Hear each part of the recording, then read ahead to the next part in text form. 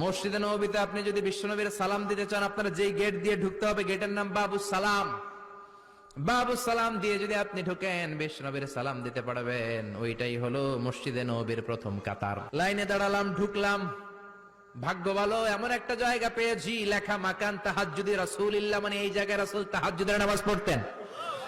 আল্লাহর শুকরিয়া আদায় করে 2 রাকাত সালাত পড়ে আবার প্রথম কাতারে ঢুকে গেলাম। এবার বিশ্বনবীর সালাম দেওয়ার পালা।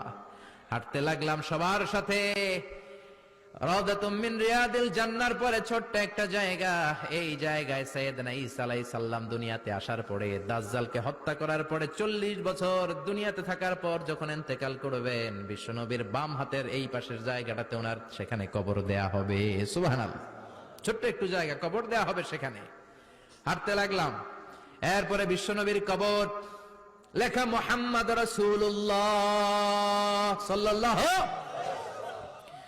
যেই নবীর কথা ছোটবেলা থেকে এতদিন পড়লাম, যেই নবীর হাদিসগুলো শিখলাম, যেই নবীর জন্য আমরা দেহের তাজা রক্তটুকু বিলিয়ে দিতে পারি কি পারি না, ওই নবী নাকি এই জায়গায় শোয়া।